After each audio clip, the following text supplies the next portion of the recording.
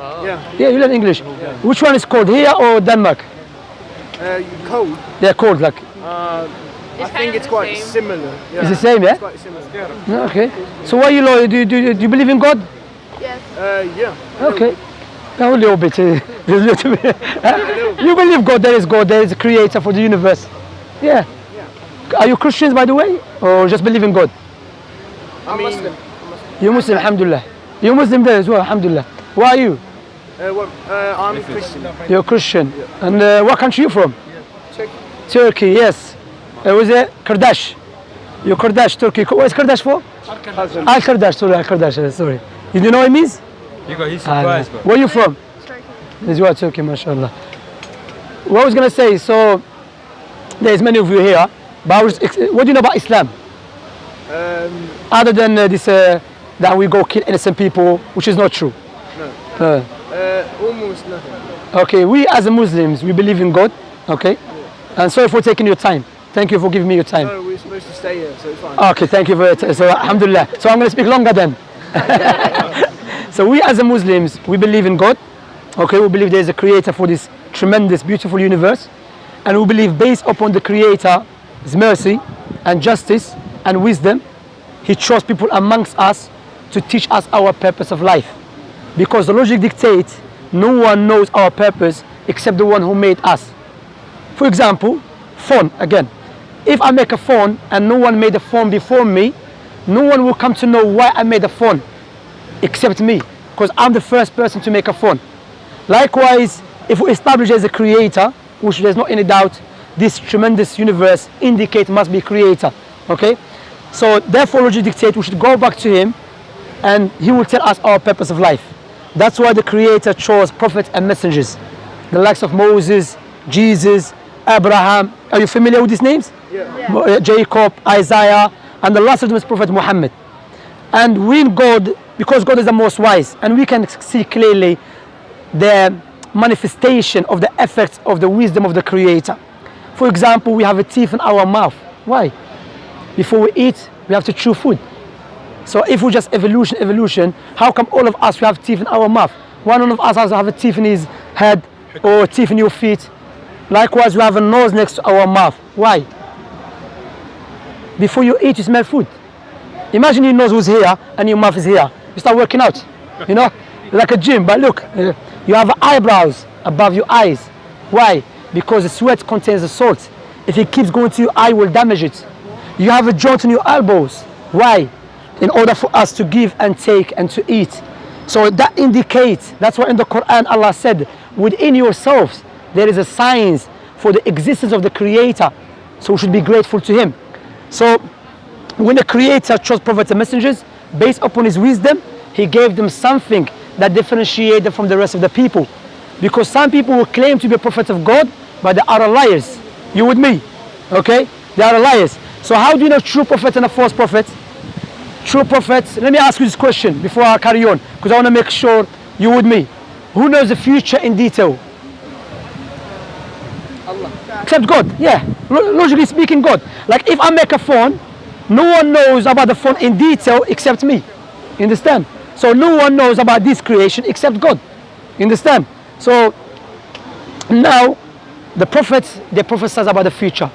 I will give you some prophecies and I want you to reflect upon it, which Prophet Muhammad said. Prophet Muhammad, who lived 1,400 years ago in the middle of desert in Mecca, he said there will come a time when you see the barefoot Arab man competing in building tall buildings. What you have to understand, when the Prophet Muhammad mentioned that, alayhi salatu wasalam, the Arabs were not known to build tall buildings. Those who were known during those days, the Persians, the Romans, the Egyptians, the Greeks. Let me ask you this question. Where is the tallest building in the world? Dubai. Dubai 50 years ago was a pure desert, let alone 1,400 years ago. So how a man that lived 1,400 years ago knew about something precisely, specifically, detailed?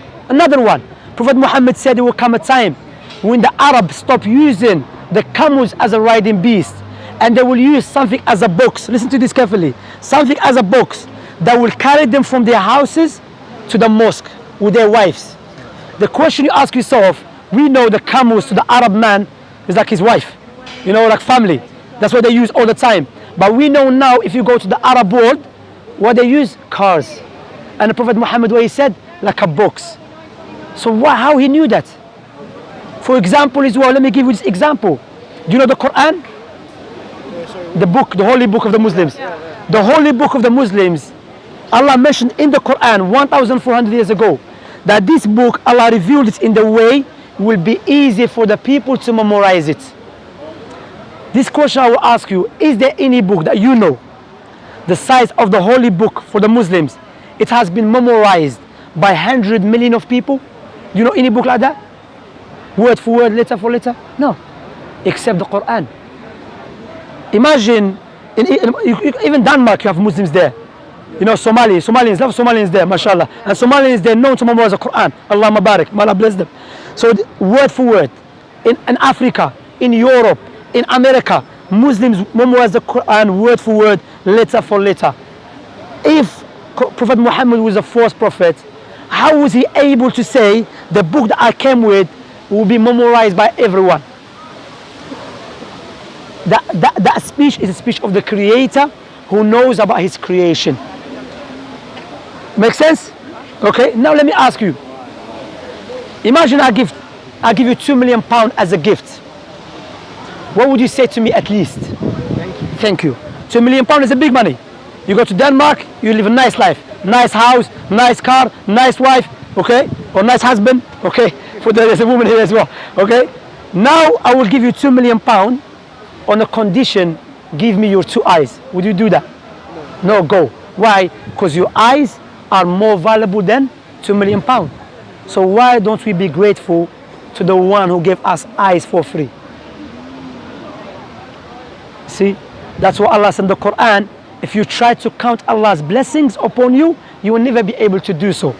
If someone come with a gun try to kill us, we will do anything to save our life because the life is so dear to us.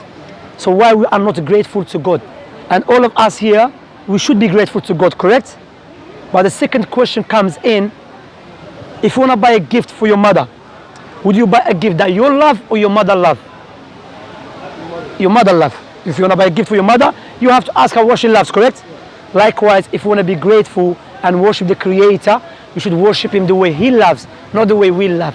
Why? Because the way we love is subjective. The way He loves is objective. That's what Islam is based upon. When a person, because Islam, not like Christianity, Islam came for everyone. Prophet Muhammad was the last prophet who came for everyone. There were Muslims from even the time of Prophet Muhammad, there were Muslims from the Romans and the Byzantine.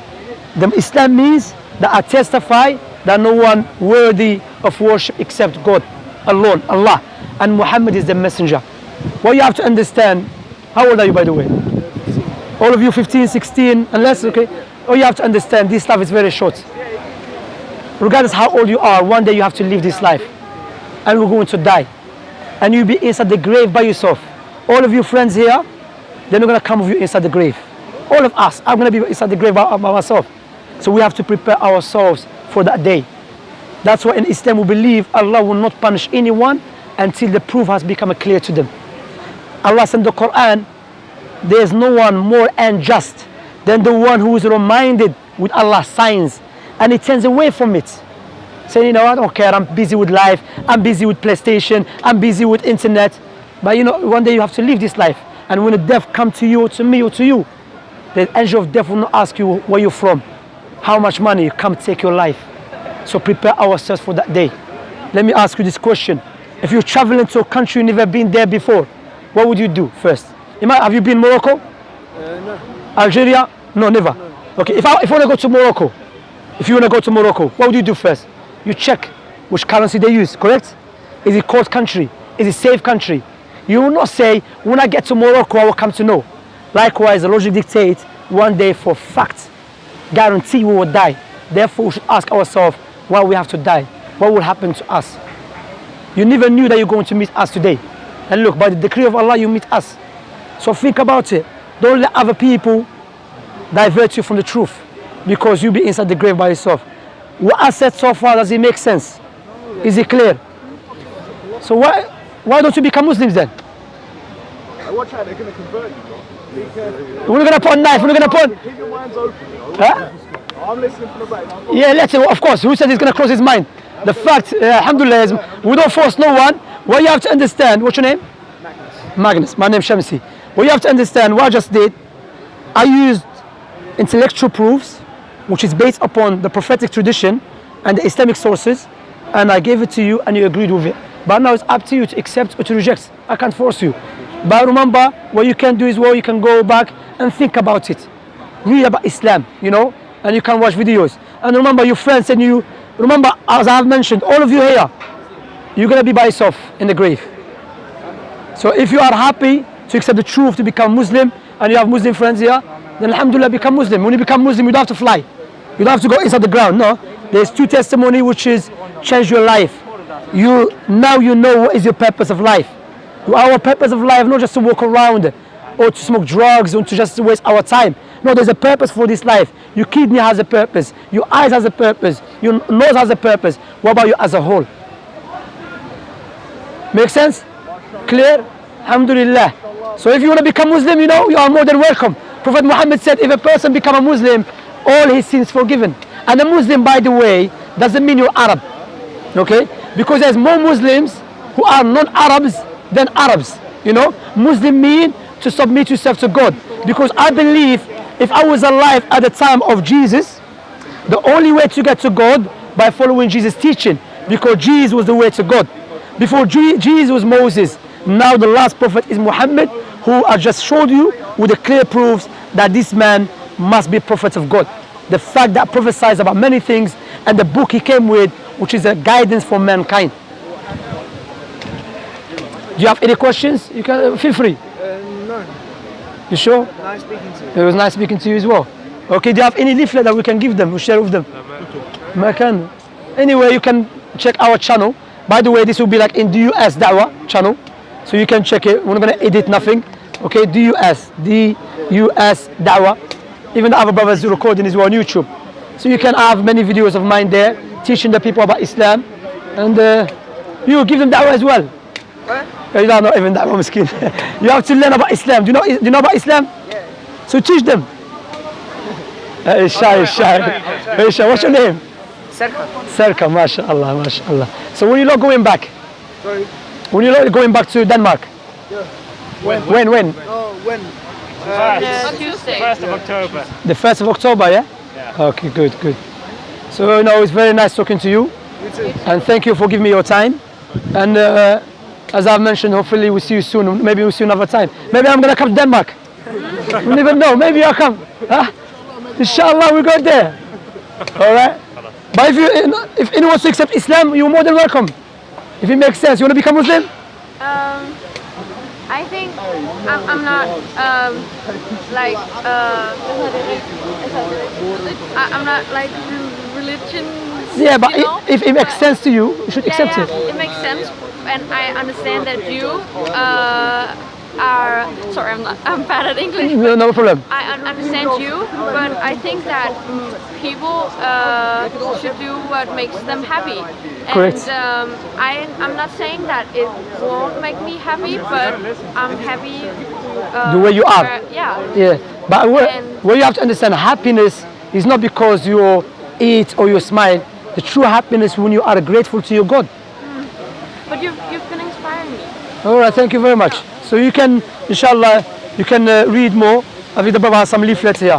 Thank you very much. Look after yourself. Have a nice evening. Take care, yeah?